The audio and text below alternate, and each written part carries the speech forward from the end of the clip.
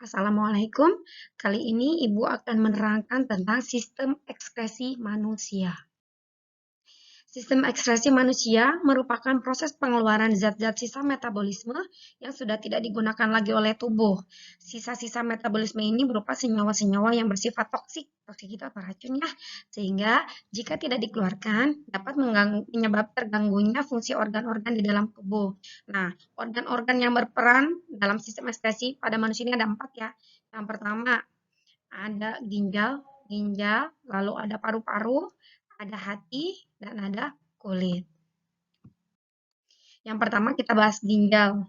Ginjal adalah organ ekskresi yang berfungsi untuk menyaring zat-zat sisa metabolisme yang dikeluarkan berupa urin. Urin itu apa sih, Bu? Nah, kadang ada nih yang belum ngerti urin itu apa. Urin itu kalau yang biasa kalian sebut itu pipis, kencing. Nah, itu namanya adalah urin. Secara fisik, bentuk ginjal seperti biji kacang merah berwarna keunguan dengan panjang sekitar 10-15 cm dan beratnya kurang lebih 200 gram. Ginjal terbungkus oleh kapsula. Manusia ini memiliki sepasang ginjal yang terletak di belakang rongga perut di atas pinggang. Posisi ginjal sebelah kanan lebih rendah daripada posisi ginjal sebelah kiri karena terdesak oleh hati. Nah, ini ya, ginjalnya di sini ada 2, ada kiri dan kanan. Lalu ingat, di sini kok Bu ada saluran yang warnanya biru, ada saluran yang berwarna merah. Ingat, kalau yang berwarna biru ini adalah vena. Dia mengambil darah yang sudah tidak sudah mengandung karbon dioksida ya, sehingga warnanya biru. Sedangkan ini adalah aorta atau arteri, di mana darahnya mengandung oksigen, makanya warnanya merah. Bagian-bagian ginjal ini ada 3, ada kulit ginjal, ini disebut dengan korteks. Lalu ada sumsum ginjal, ini sumsum ginjal, sumsum ginjal, sumsum ginjal, sumsum ginjal, sumsum ginjal. Lalu ada rongga ginjal atau pelvis. Ini namanya rongga ginjal atau pelvis. Nah, bagian-bagian ginjal ini ada fungsinya ya. Tadi kan ada korteks atau kulit ginjal. Nih, korteks ini fungsinya bagian terluar ginjal biasa disebut korteks renalis berfungsi untuk menyaring darah. Ke sini dulu, habis dari kulit ginjal nanti masuk ke dalam sumsum ginjal. Nah, sumsum ginjal ini adalah medula namanya ya. Bagian tengah ginjal biasa disebut dengan medula yang berfungsi sebagai tempat berkumpulnya pembuluh-pembuluh halus yang mengalirkan urin ke saluran yang lebih besar. Proses yang terjadi adalah reabsorpsi dan augmentasi. Dan yang terakhir di sini ada pelvis atau rongga ginjal. Bagian paling dalam dia biasa disebut pelvis renalis, berfungsi untuk menampung urin sementara sebelum dikeluarkan melalui ureter. Korteks adalah bagian terluar dari ginjal yang terletak antara kapsul ginjal dan medula. Korteks merupakan tempat terjadinya penyaringan darah atau filtrasi. Di dalam korteks terdapat jutaan nefron yang terdiri dari badan Malpighi. Setiap badan Malpighi tersusun atas glomerulus yang diselimuti oleh kapsula Bowman dan tubulus atau saluran. Jumlah nefron yang sangat banyak sehingga meningkatkan kemampuan dalam menyaring darah. Jadi, ini ya. Ini tuh dibagi menjadi 2. Ada yang namanya korteks dan ada yang namanya medula. Yang korteks ini kan dia dibatasi ya. Yang korteks ini termasuk ke dalamnya yaitu di sini ada nefron. Nefronnya ini terdiri dari badan Malpighi. Nah, badan Malpighi ini ada glomerulus, lalu ada diselimuti oleh kapsula Bowman. Jadi yang di dalamnya ini glomerulus, yang cangkangnya ini namanya kapsula Bowman. Lalu di dalam korteks juga di sini nih. Ini yang lengkung-lengkung ini atau di sini ya. Ini namanya tubulus contortus proximal. Kalau yang ini, lengkung ini atau yang ini namanya adalah tubulus contortus distal. Jadi yang korteks renalis ini adalah bagian atas. Lalu kita bahas yang bagian ginjal setelah korteks adalah medula. Bagian utama dari medula adalah 8 piramida renalis. Medula berfungsi untuk menyalurkan sisa hasil filtrasi dari tubulus collectivus ke calyx. Rongga ginjal berfungsi sebagai tempat untuk menampung sementara urin sebelum dialirkan ke kantong kemih melalui ureter. Nah, kalau yang bagian medula itu ini, yang bawah. Jadi, ini ya akan ke bawah. Dari bawah naik lagi ke atas, lalu ke sini. Sedangkan yang bagian yang atasnya ini termasuk ke dalam korteks, kalau yang bagian bawahnya ini termasuk ke dalam medula. Jadi walaupun mereka satu saluran, tetapi dipisahkan menjadi dua bagian. Ada korteks renalis, ada medula. Jadi korteks renalis ini glomerulus, capsula Bowman, TKP atau tubulus contortus proximal. Ke bawahnya ini namanya lengkung Henle. Nah, lengkung Henle ini bukan masuk korteks, tapi masuknya ke dalam medula karena dia ada di bawah. Nah, dari lengkung Henle kita naik ke atas si urinnya itu ya. Masuk ke dalam ini namanya TKD atau tubulus contortus distal yang termasuk ke dalam korteks renalis. Dari TKD ini si urin turun lagi ke bawah. Nah, di bagian bawah ini adalah termasuk ke dalam bagian medula. Itulah perjalanan urin kita ya, secara garis besarnya perjalanan urin kita seperti itu. Lalu proses pembentukan urin nih. Nah, yang tadi Ibu bahas, jadi kan ada korteks, ada medula. Korteks itu bagian atas, medulanya bagian bawah. Sekarang kita bahas proses pembentukan urin. Yang pertama ada proses filtrasi atau penyaringan. Tahap filtrasi terjadi di bagian glomerulus. Yang mana teh sih Bu? Ini glomerulus. Ini glomerulus. Darah dari aorta masuk ke ginjal melalui arteri ginjal. Ingat ya, arteri itu adalah darah yang dari jantung. Kemudian menuju ke badan Malpighi. Selanjutnya proses pembentukan urin diawali dengan filtrasi atau penyaringan darah yang masuk ke ginjal. Proses yang terjadi adalah penyaringan zat-zat sisa metabolisme yang harus dibuang tubuh seperti ada urea, ada Cl ya, klorida, dan ada H2O atau air. Nah, dari sini itu melus hasil proses filtrasi berupa urin primer. Nih, urin primer. Jadi, di filtrasi ini, proses filtrasi terjadi di dalam glomerulus akan menghasilkan urin primer. Komponen urin primer meliputi air, glukosa, garam, serta urea. Sedangkan hasil dari proses filtrasi akan disimpan sementara dalam simpai Bowman. Yang mana sih simpai Bowman? Ini nih, kapsula Bowman. Jadi di dalamnya namanya glomerulus, cangkangnya adalah kapsula Bowman atau simpai Bowman. Proses filtrasi ini menghasilkan urin yang masih mengandung zat-zat yang berguna, seperti glukosa, garam, dan asam amino. Komposisi yang dihasilkan pada tahap filtrasi hanya mengandung 1% bagian dari volume urin. Sedangkan 99% komposisi lainnya akan diserap kembali. Nah, di sini diserap kembali. Selanjutnya proses pembentukan urin berlanjut ke tahapan reabsorpsi. Nah, tadi kan sudah filtrasi. Dari filtrasi kita ke reabsorpsi. Reabsorpsi itu apa sih? Nah, pada tahap reabsorpsi, zat-zat yang dibutuhkan oleh tubuh akan diserap kembali. Nah, itu artinya reabsorpsi itu diserap kembali. Dan dimasukkan ke dalam aliran darah. Reabsorpsi terjadi di tubulus contortus proximal. Ini tubulus contortus proximal yang tadi termasuk ke dalam bagian korteks ya. Nah, di TKP dan lengkung Henle. Lengkung Henle-nya tadi ada di bawah yaitu termasuk ke dalam medula. Nah, setelah proses reabsorpsi berlangsung terbentuklah urin sekunder. Kalau tadi waktu filtrasi urin primer, kalau reabsorpsi menghasilkan urin sekunder. Nah, jika zat-zat yang dibutuhkan oleh tubuh diserap kembali seperti garam, asam amino, dan glukosa. Setelah reabsorpsi masuk ke tahap yang ketiga yaitu augmentasi. Augmentasi terjadi di dalam tubulus contortus distal. Berarti di sini ya. Ini. Jadi dari sini kan tadi airnya masuk ke sini, masuk ke lengkung Henle, baru masuk ke sini. Nah, di sini terjadi augmentasi. Augmentasi terjadi di dalam tubulus contortus distal dan tubulus collectivus atau pengumpul sebagai tempat penyimpanan urin untuk sementara. Di tahap ini masih terjadi penyerapan kembali pada air, garam natrium klorida, dan urea sehingga terbentuk urin sebenarnya yang dibuang oleh tubuh. Jadi begini, di sini filtrasi. Dari filtrasi setelah dari sini masuk ke sini. TKP. Di TKP terjadi reabsorpsi sampai ke sini. Nah, ini reabsorpsi, nanti setelah reabsorpsi masuk ke TKD. Di sini ada augmentasi. Lalu di sini ada tubulus collectivus itu adalah pengumpul urin yang sesungguhnya. Urin yang normal akan mengandung sekitar 95% air dan zat-zat terlarut. Zat-zat tersebut antara lain ada zat buang nitrogen atau urea, asam urat, dan keratin, hasil metabolisme lemak yaitu benda benda keton, hasil pencernaan sayuran dan buah berupa asam hipurat, toksin itu adalah racun, zat kimia asing, enzim, vitamin, dan elektrolit yang sudah tidak dapat digunakan lagi oleh tubuh.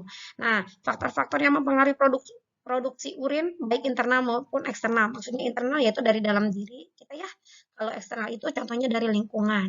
Yang pertama ada hormon antidiuretik atau ADH yang mengatur kadar air di dalam darah. Yang kedua, jumlah konsentrasi hormon insulin. Yang ketiga, kondisi psikologis. Nah, biasanya kita nih suka terjadi pada kita kondisi psikologis. Misalnya kita mau berangkat kemana gitu. Pas mau berangkat, ujuk-ujuk kita pengen buang air kecil. Padahal sebenarnya tidak. Tapi kok bisa jadi merasa pengen buang air kecil. Nah, itu termasuk ke dalam kondisi psikologis. Yang keempat, ada suhu lingkungan. Contohnya kalau di tempat yang dingin, pengennya buang air kecil terus. Lalu konsumsi garam. Yang keenam, jumlah air yang diminum. Biasanya kalau banyak minum, banyak juga urin yang dikeluarkan. Justru bagus ya. Jadi toksin-toksin yang dikeluarkan itu semakin banyak minum, berarti semakin banyak buang air kecil, berarti toksin yang dibuang pun semakin besar. Lalu yang ketujuh ada stimulus atau rangsangan dari luar. Nah, untuk sistem ekskresi yang kedua ada kulit. Siapa yang punya kulit? Nah, ini kulit kita yang paling luar. Kulit ini fungsinya sebagai organ sistem ekskresi. Kan Bu, kulit itu fungsinya untuk melindungi organ yang ada di dalamnya. Karena kulit itu seperti baju kalau kita kan melindungi tubuh kita. Ya sama, tetapi kulit di sini ini berfungsi sebagai alat ekskresi atau alat pengeluaran. Ya, sistem mengeluarkan sisa metabolisme. Nah, fungsi kulit sebagai organ sistem ekskresi adalah untuk mengeluarkan keringat yang mengandung kelebihan air, garam mineral, maupun sedikit limbah nitrogen seperti urea yang dapat meracuni tubuh. Kelenjar keringat sebagai tempat keluarnya keringat. Kelenjar keringat pada kulit terbagi menjadi dua, yaitu kelenjar ekrin dan apokrin. Kelenjar ekrin mengeluarkan potasium, garam, asam urea, dan amonia. Sedangkan kelenjar apokrin mengeluarkan keringat yang mengandung protein yang berlemak. Nah, kulit manusia ini terbagi menjadi 3 lapisan, yaitu bagian epidermis. Epidermis itu berarti kulit yang paling luar. Di sini ada bagian-bagiannya, ada keringat, ada pori-pori, ada rambut. Lalu di sini bagian dermis, nih, atau lapisan dalam. Lihat, kalau lapisan epidermis kan tipis ya. Yang paling tebal adalah lapisan dermis. Kamu lihat nih di bagian dalamnya itu ada akar rambut, lalu di sini ada kelenjar keringat, ada jaringan saraf. Nah, itu ada di bagian dermis. Yang terakhir yang paling bawah adalah namanya hipodermis. Bagian-bagian kulit barusan sudah dilihat ya. Epidermis merupakan lapisan terluar dari kulit. Epidermis terbagi menjadi 2 lapisan. Ada lapisan tanduk merupakan lapisan paling luar pada epidermis. Lapisan ini tersusun atas sel-sel mati yang mudah mengelupas. Lapisan ini tidak memiliki pembuluh darah dan selaput saraf. Oleh karena itu, lapisan tanduk tidak akan berdarah pada saat terkelupas. Contohnya kalau kalian luluran nih, nah, selain daki-daki yang terangkat, di situ pun ada sel-sel mati yang terangkat. Kok Bu, kan itu sel kulitnya itu kan sel ya, tapi kok kenapa tidak sakit? Nah, lapisan yang paling luar itu namanya lapisan tanduk. Kenapa tidak sakit? Karena dia tidak memiliki pembuluh darah dan tidak memiliki selaput saraf. Contohnya lagi nih, yang suka manicure pedicure, kakinya kan suka diparut ya, si tumitnya itu kadang-kadang yang namanya kalau orang Sunda mah bilangnya rorombeheun. Nah, si tumitnya itu kan kasar-kasar. Jadi kalau dibersihkan waktu manicure pedicure itu tidak sakit ya. Kenapa? Karena itu merupakan lapisan tanduk. Yang kedua ada lapisan mapigi, terletak di bawah lapisan tanduk dan tersusun dari sel-sel hidup yang memiliki kemampuan membelah diri. Pada lapisan mapigi terdapat melanin, yaitu pigmen penentu warna kulit yang berfungsi melindungi tubuh dari sinar ultraviolet. Pada lapisan ini juga terdapat ujung saraf. Nah, apa sih Bu lapisan mapigi? Nih, warna kulit kita ini ada yang putih, ada yang coklat, ada yang kuning langsat, ada yang hitam. Kenapa sih bisa warnanya beda-beda? Nah, itu adanya di lapisan mapigi. Kenapa? Karena ada di lapisan mapigi ini adanya melanin. Melanin ini yaitu pigmen penentu warna kulit. Jadi kenapa sih warnanya dia putih, kenapa warnanya kuning, terus misalkan orang-orang timur, misalkan kayak di Papua kok warnanya hitam, karena di lapisan mapigi ini. Jadi di daerah mana sih Bu untuk pewarnaan kulit kita? Nah, di sini ya, lapisan mapigi terdapat melanin yang untuk penentu warna kulit. Yang kedua, bagian dermis. Tadi kan sudah kita lihat nih, bagian dermis itu adalah bagian yang paling tebal. Lapisan dermis lebih tebal dibandingkan lapisan epidermis. Lapisan ini merupakan kulit yang banyak mengandung kelenjar keringat, kelenjar minyak, kantung rambut, pembuluh darah, dan serabut saraf. Yang terakhir, ada hipodermis. Lapisan ini terletak di bawah lapisan kulit dermis, di mana di antara keduanya dibatasi oleh sel lemak. Sel lemak berfungsi untuk menahan suhu tubuh, melindungi tubuh dan benturan dari sebagai sumber energi. Faktor-faktor yang mempengaruhi produksi keringat, yang pertama ada aktivitas tubuh. Contohnya kamu nih lari-lari terus, olahraga terus, otomatis keringatnya lebih banyak ya, karena berarti metabolisme cepat. Yang kedua ada suhu lingkungan. Suhu di Karawang sama di Bandung itu kan beda. Kalau di Karawang tuh hareudang, kalau di Bandung tuh dingin. Makanya orang kalau misalkan orang Bandung ke Karawang pasti keringetan terus. Kenapa? Karena belum terbiasa, karena hareudang, suhu lingkungannya lebih tinggi daripada di Bandung. Yang ketiga gejolak emosi. Nih, orang yang lagi emosi, lagi marah-marah biasanya keringetan. Ya, kenapa? Karena itu metabolisme tinggi. Yang keempat ada hipotalamus. Hipotalamus itu merupakan salah satu otak di dalam otaknya. Yang ketiga ada paru-paru. Nah, kalau paru-paru ibu tidak akan terlalu membahas lebih banyak karena sudah kita bahas dalam sistem pernapasan. Nah, sebagai sistem ekskresinya kenapa? Karena paru-paru merupakan organ ekskresi karena proses pernapasan menghasilkan zat sisa berupa karbon dioksida dan uap air. Sistem ekskresi yang terakhir adalah hati. Hati terletak di dalam rongga perut sebelah kanan, tepatnya di bawah diafragma. Ingat ya, hati ini bukan hati yang kalau kamu diputusin pacar, rasanya sakit banget, hati saya sakit banget. Bukan hati yang itu ya. Kan dulu ibu pernah menerangkan bahwa yang sakit itu bukan hati yang ini. Nah, kalau yang ini adalah salah satu organ ekskresi. Hati merupakan organ ekskresi manusia yang bertugas untuk mengeluarkan empedu. Empedu adalah cairan yang harus dikeluarkan oleh tubuh berisi sel darah merah yang telah rusak karena sudah dihancurkan oleh limpa. Hati berfungsi menghasilkan getak empedu dari hasil perombakan sel darah merah. Getak empedu terdiri dari garam empedu dan zat warna empedu. Garam empedu berfungsi untuk proses pencernaan makanan, yaitu untuk mengemulsi lemak. Zat warna empedu menyebabkan warna urin dan warna feses menjadi kuning kecoklatan, yaitu bilirubin dan biliverbin. Jadi ini adalah hati. Yang ini ada saluran empedunya, lalu ini adalah kantung empedunya, lalu yang ini adalah pankreas. Nih, kalau kamu suka lihat mamanya lagi nyuci bagian dalam ikan, hati-hati, ini yang namanya empedunya itu tidak boleh pecah. Kenapa? Karena pahit ya. Kok empedunya bisa pahit tuh warnanya seperti itu? Karena si empedu ini tadi kan memang berisi sel darah merah yang telah rusak. Jadi adanya di sini, adanya di kantong empedu. Terus Bu, kenapa sih Bu urin kita warnanya kuning? Terus feses atau pada saat saya buang air besar kok warnanya kuning? Nah, kenapa dia bisa berwarna kuning? Karena didapatkan dari sini nih, zat warna empedu menyebabkan warna urin dan warna feses menjadi kuning kecoklatan, yaitu bilirubin dan bilirubiin. Dari mana sih? Dari sini nih, dari si sel darah merah yang sudah dihancurkan tadi. Nah, gangguan pada sistem ekskresi ini macam-macam. Yang pertama ada pada ginjal ya. Yang pertama ada batu ginjal. Batu ginjal disebabkan karena adanya endapan garam kalsium dalam rongga ginjal. Jadi, letaknya di sini tah. Nah, ini nih, ini nih. Ini adalah batu ginjal sehingga menghambat keluarnya urin dan menimbulkan nyeri. Endapan ini terbentuk jika seseorang terlalu banyak mengonsumsi garam mineral, kekurangan minum air putih, serta sering menahan air kencing. Jadi, kamu jangan dipikir nih batu ginjal itu batu kerikil. Saya makan, nggak sengaja nih saya makan kerikil dari nasi. Biasanya nasi kalau beras nggak bersih kan suka ada kerikil-kerikilnya tuh.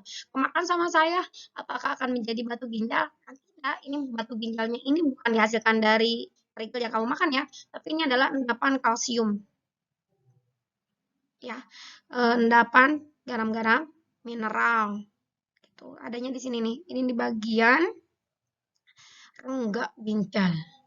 Lalu yang selanjutnya ada diabetes insipidus disebabkan karena kekurangan hormon ADH atau hormon antidiuretik.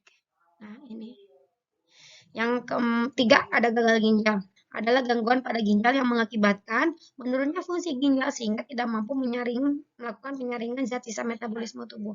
Kamu kan tahu kalau tadi ginjal itu bisa sebelum jadi urin sesungguhnya itu kan di sini dapat 3 tahap. Ada filtrasi, ada reabsorpsi, lalu ada augmentasi.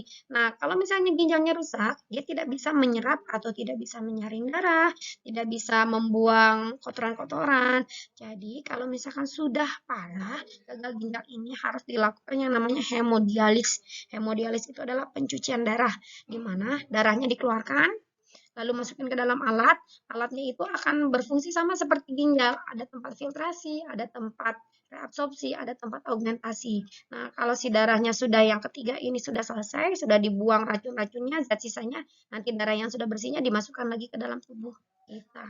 Makanya kita harus pintar-pintar menjaga kesehatan ginjal. Salah satu caranya yaitu dengan minum air putih minimal 8 gelas atau 2 liter sehari. Gangguan sistem ekskresi yang kedua adalah kulit. Yang pertama jerawat, disebabkan karena kurangnya menjaga kebersihan kulit sehingga terjadi penumpukan kotoran dan kulit mati. Serta faktor hormonal yang merangsek kelenjar minyak pada kulit. Nah, kalian nih biasanya usia-usia kalian sering jerawatan. Kenapa? Yang pertama tadi kurang menjaga kebersihan. Jadi harusnya si pori-porinya bersih karena kamunya tidak menjaga kebersihan sehingga di sini kulit mati, belum lagi debu, dia pori-porinya harusnya kebuka nih, kelenjar keringatnya kebuka bulat ya, bolong. Nah, karena dia tidak kebuka, dia ketutup oleh yang tadi yang namanya kotoran, sehingga yang tadinya harusnya keluar kesumbat. Tambah lagi di situ ada bakteri. Makanya kalau jerawat kalian biasanya merah, terus ada nanahnya. Kenapa? Karena di situ ada bakterinya. Yang kedua adalah biang keringat. Jadi, karena kelenjar keringat tersumbat oleh sel-sel kulit mati yang tidak terbuang secara sempurna. Yang ketiga, ada kanker kulit nih, disebabkan oleh penerimaan sinar ultraviolet yang berlebihan. Penyakit ini sering menyerang orang yang dengan pigmen kulit putih atau terang karena warna kulit tersebut lebih sensitif terhadap cahaya matahari. Nih, Ibu dulu pernah membaca artikel bahwa orang yang memiliki kulit hitam itu dia memiliki SPF kulitnya ya secara normal alami adalah 50. Sedangkan kalau yang kulit terang itu dia SPF-nya lebih rendah sehingga kalau SPF-nya lebih rendah dia pada saat sinar ultraviolet masuk ya masuk saja. Kalau orang kulit hitam ya tidak dapat masuk. Kenapa? Karena di dalam pigmen tadi dia mengandung melaninnya lebih tinggi, lebih hitam. Jadi SPF-nya lebih tinggi. Gitu. Yang selanjutnya ada paru-paru. Kalau untuk paru-paru Ibu tidak bahas terlalu banyak karena sudah dibahas di bab sebelumnya. Yang pertama ada asma, TBC, dan pneumonia. Yang keempat ada hati. Yang pertama penyakitnya adalah hepatitis atau radang hati yang disebabkan oleh virus hepatitis A dan virus hepatitis B. Hati-hati untuk yang mengidap hepatitis ini adalah penyakit yang menular. Jadi contohnya temenmu hepatitis, dia makan di piring yang sama denganmu. Hati-hati kemungkinan kamu tertular ada ya. Yang kedua ada penyakit kuning disebabkan oleh tersumbatnya saluran empedu yang mengakibatkan cairan empedu tidak dapat dialirkan ke dalam usus 12 jari sehingga cairan akan masuk ke dalam darah dan warna darah menjadi kuning. Nah, kalau ciri-ciri orang kuning biasanya si warna kulitnya ya warnanya agak kuning. Terus matanya yang harusnya warnanya putih dia warnanya kuning. Makanya dulu kan ada yang bilang orang bilang itu kalau penyakit kuning itu disebut penyakit liver nih, liver. Ya, iya kan penyakit hati namanya. Yang ketiga ada sirosis hati, mengakibatkan guratan pada hati sehingga hati menjadi tidak berfungsi. Yang terakhir ada penyakit Wilson, merupakan keturunan dengan kadar zat tembaga dalam tubuh yang berlebihan sehingga mengakibatkan gangguan pada fungsi hati. Nah, itulah bab tentang sistem ekskresi pada manusia. Untuk bab selanjutnya kita tunggu video yang selanjutnya. Assalamualaikum warahmatullahi wabarakatuh.